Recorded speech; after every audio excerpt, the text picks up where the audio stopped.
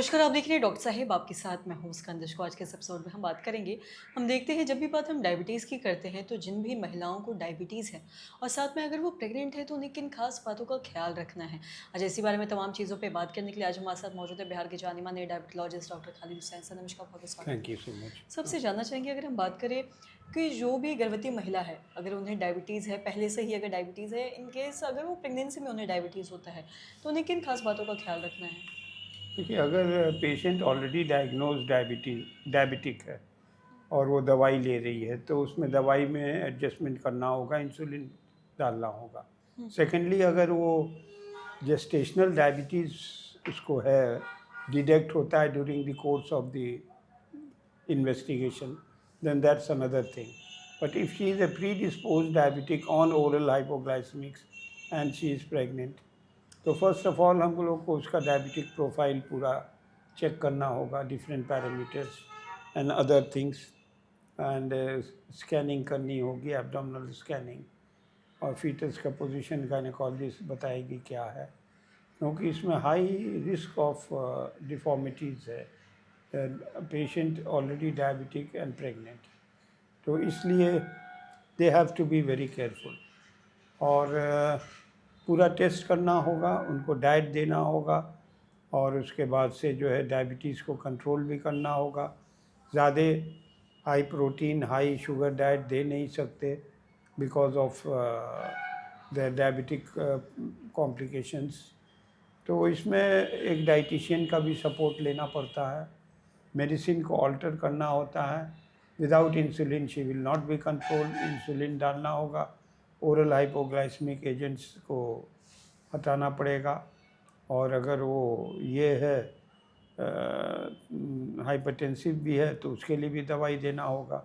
Certain drugs during pregnancy is contraindicated, तो हम लोग को जो ड्रग नहीं है, एक दो ड्रग है जो कि हाइपरटेंशन पेशेंट को दी जाती है with diabetes in A pregnant lady, क्योंकि इन लोगों को एक्लेम्शिया का भी डर रहता है, और pre eclampsia means the immediate it has to be a CS section करके बच्चे को निकालना होगा, या एक्लेम्शिया उसका जो है due to eclampsia she might developed hypertensive crisis also.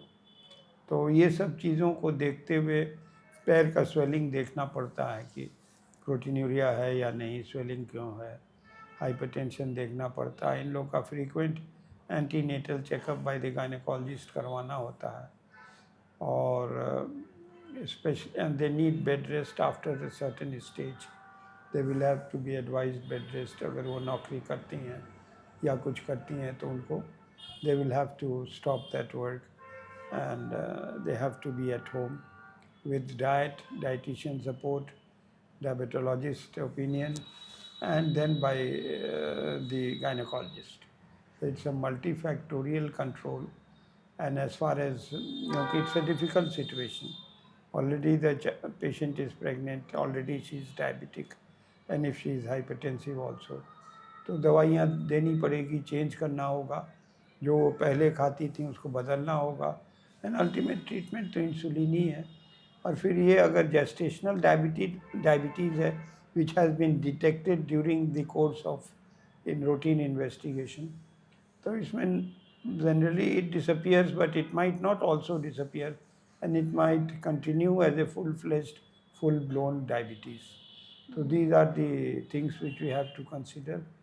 और डाइट तो है ही है, मगर चूँकि she is already a fetus is there, she can't be put on a very lean diet, तो डाइटिशियन सपोर्ट हम लोग लेते, और उसके बाद से जो है वी डिसाइड अकॉर्डिंगली। शुगर तो कंट्रोल हो जाएगा इंसुलिन से, but the patient has to also take a healthy diet for which we take the support of the dietitian. So this is how it works.